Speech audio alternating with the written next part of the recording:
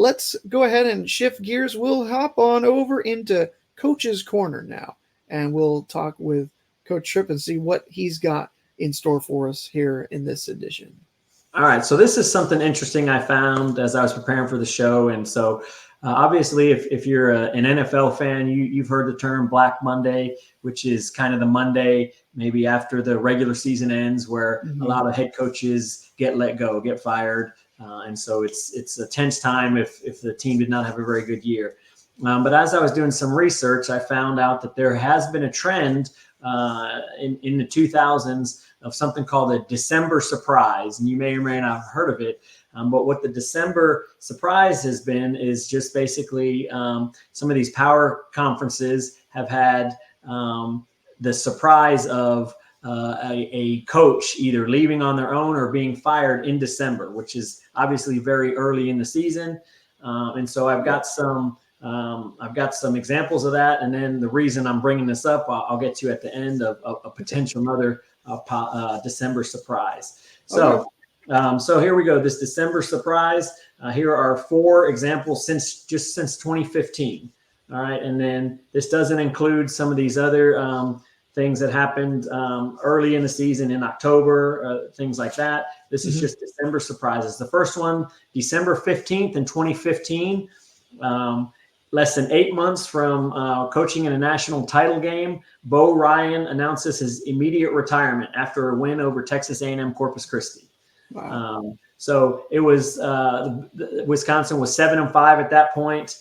Ended up on 22-13. That was kind of a stunning move. He was not fired. He resigned.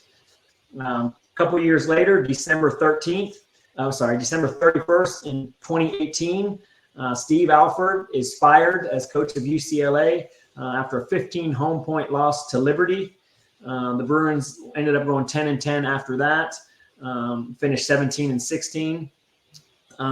So that now we've got one that was fired, one that resigned. Another one in 2021, more recently, Mark Turgeon. You may remember him he was at Texas A&M, but he was at Maryland. And he, the morning after a loss to Virginia Tech by 4, he walks into his AD's office and resigns, tired of he said the fans, the negativity, some of that stuff. And that was his 11th season there. I mean, this is a very tenured coach. And then most recently, and this ended up extending into January, but the event occurred in December. And this was, you'll remember this, December 12th, a year ago, 2022. Chris Beard had his incident and was suspended. That's what I was just about to ask, whether that would count or if that was a January surprise. I couldn't remember. So you could go either way. The events occurred in December. The firing took place in January. So that could go either way. But really, I don't know if you had heard of the December surprise. I had really not heard of that term. I tried to research it more, so I don't know if this is a newly coined term, but the trend was very interesting that pretty early in the season, these coaches are either deciding on their own or are often being let go by their athletic directors. One team was 7-5, 12 games into a season where you're probably going to have, close to 30 games total. So the reason I bring that up is oftentimes, particularly when the coach is fired, it is due to performance issues. It is due to wins and losses. Obviously, it can also be due to off-court instances, as we saw with the Beard thing. So there is a coach, and I'm going to see if you can, as I describe some stuff, see if you can say who it is, who's had a pretty good wins and loss record. Done a good job, but has had some altercations with other coaches, other players who may be a little bit on the hot seat. Do you know which coach I'm talking about? You'll know as soon as I say it. Well, the first guess, that if I had to make one guess, and I only get one guess, the first name that I thought of is Juwan Howard. Is that correct? You are exactly correct. Good job. All right. So here's the deal. Here's what happened. So fairly recently, this past week, there was an altercation, a non-physical altercation between Juwan Howard and the team's strength and conditioning coach. Okay, and as a result, Juwan Howard is he traveled with the team after this incident. He still isn't back to coaching yet because he had some heart surgery back in September. Okay. The conditioning coach did not travel with the team. They're both still employed. It was specified that it was a non-physical interaction. Okay, so that begs to the question, well, then what's the big deal? Well, because of these instances he's had in the past, one with Mark Turgeon, and then one after, I think, a Michigan State loss, Juwan Howard has been put on him for the last year and a half under a zero tolerance contract. So the thought here is could we be having a December surprise with a Power 5 coach right now this December based on this incident with a member of his own staff, or at least Michigan's own staff, based on he's had these other instances in the past and been put on this zero tolerance thing. I don't think anybody questions his X's and O's coaching ability, but he certainly has a reputation as maybe a hothead.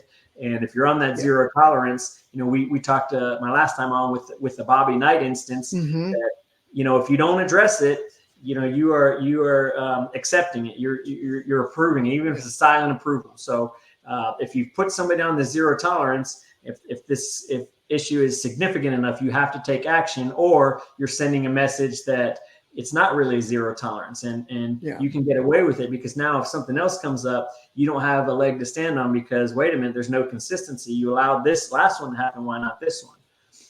Well, zero consistency. It just sounds like the NCAA all over. It does sound like the NCAA. It absolutely does.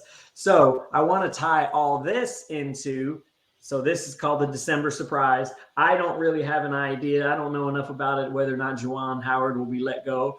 I would suspect not, because it doesn't sound like it was maybe as big a deal as some of those others. But this leads me into surprise teams early in this season. So we went from December surprise to best and worst surprising teams so far. Awesome. So we've talked about a couple of them. And so we'll talk about maybe the ones that are biggest disappointment, surprising by not living up to expectations. And then we'll talk about some that have lived up. So I got to go. Sorry, Drew. I'm going to say Duke is kind of the biggest disappointment, not living up to it. We talked about some of the reasons why. Their three-point shooting, not finishing at the rim, the assists in their losses. They began the season ranked at number 2. They were 7-3, and their losses, obviously they have a loss to Arkansas, obviously Arizona, but that Georgia Tech loss is really baffling. The first time they've had 3 losses before Christmas in several years. I think it's back-to-back years maybe. But this is really a head scratcher just because of the talent that they have. My second biggest surprise on the disappointment side is Michigan State, sitting at 4-5, 0 wins over teams in like the top 60 power ranking. Wow. So they're just with a coach of that caliber, with the recruits that they can get in, for them to be sitting at 4-5. We thought that opening night loss was just an anomaly. Things happen, emotion, that kind of thing, but they have not righted the ship. They are not looking very good.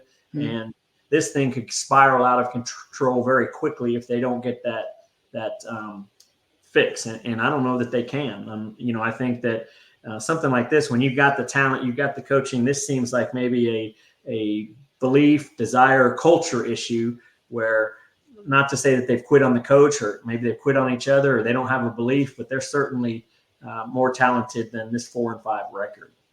Absolutely. And one thing that I was going to bring up, I don't mean to go backtrack or anything like that, but we were talking about Juwan Howard. And the thing to me that I was thinking is that, it's maybe not a zero tolerance in terms of, if like you were saying, if it's, the non-physical incident was maybe just like they had a verbal shouting match or something like that. That may not be necessarily enough, but his win-loss record, and he has he's got the good intangibles as a coach, but his record would almost indicate otherwise. And you felt like he was more on the hot seat for performance as opposed to just solely because of disciplinary, in my opinion, at least. Okay, so that's a good point, because that makes it easier too when you want to tie in, if you do want to let a coach go. Look, you're not winning, and we've got these other issues that you're supposed to be setting an example, modeling the behavior you want from these young men, and you've consistently demonstrated that you can't handle that. So that's an excellent point. All right, so I've got some teams now on the more positive side that I think are surprises in a good way, that maybe have overperformed what maybe we thought. One I have, and I'll talk about them a little bit later too, is Clemson, sitting 10-0. And two teams that they beat were undefeated at the time, South Carolina and TCU. Yeah, I was just about to say I saw that, and TCU's no slouch this year. Clemson is just legitimately that good. The games that I've gotten to see from them, I think that they're a true contender up there at the top of the ACC this year. I do too. My next one, record-wise, they're 7-3, and so you would say, well, that's probably not all that good. It's Tennessee, but their losses are to number 2 Purdue, who was Purdue 2 at the time, number 1 at the time Kansas, and 17 North Carolina. So they Tennessee, I think, are maybe outperforming where I expected them to be. Certainly those losses, but those are, if there's such thing as a good loss, those are good losses. The toughest strength of schedule, or one of the toughest strengths of schedule. Did they play Marquette? Did they win that game? Is that Marquette's only loss so far, or one of their two? Because I was going to say, I swear I remember maybe when they were over in Maui. No, I think Marquette lost to Purdue, maybe. Purdue and Wisconsin, I think, is what I have. Maybe. I can double check. Let me see here. Thought you might know for sure. It's no worry. Okay. But the Tennessee team is for sure. I think that they're up there as one of the teams to definitely keep an eye on. And then I've got two from smaller conferences. One, we talked about them in football. I got to talk about them here. They're 9-0, and that's James Madison out of the Sun Belt Conference. Great story that school is having. Success in football, success in basketball, and then Drake 9-1 in the MVC, the Missouri Valley Conference. So Drake is typically there, but another great start for them. And so I really wanted to have more positive surprises than negative. And so I think those teams, Clemson, Tennessee, James Madison, and Drake have really started strong. Tennessee's a little bit of an anomaly, but I gave them a nod because of their losses were to some really tough teams. And so, again, some of this stuff will factor into my top 10 list when we get to that. But I really wanted to, tie this back into the Coach's Corner, the December surprise, and then that's with coaching. And then we've got the early season surprises, disappointment surprises, and maybe exceeding expectation surprises on the positive side. Absolutely. Well, that's fantastic. I didn't know that there was such a thing as a December surprise. Now I'm really going to be keeping my eye out, especially if I'm looking at you, Mr. Juwan Howard. Maybe would you think that a pedigree coach like Tom Izzo, with a struggle that they've had so far this year, would he be somebody that you might keep an eye on? Maybe not firing, but I would say more like the route Bo Ryan took potentially. Yeah, I think I read something that he has made, 20-something straight March Madness appearances or something like that, something crazy. Mm-hmm. I would think that, if it was going to go that way, I think that it wouldn't be now. I think both sides would allow it to play out to the end of the year just based on what he's done. But I get the impression from what I know about him, which is nothing, but just my perception of him is that he would not want to leave on a down year like that on his own. So I would expect him to, certainly be back. Absolutely. That's just kind of, you talk about what would be a real big surprise. Yes, that would be him. Maybe even more of a surprise than Jimmy Boeheim. The timing was there, but you really didn't feel like it was his decision at Syracuse. But all right. Well, good stuff, Coach.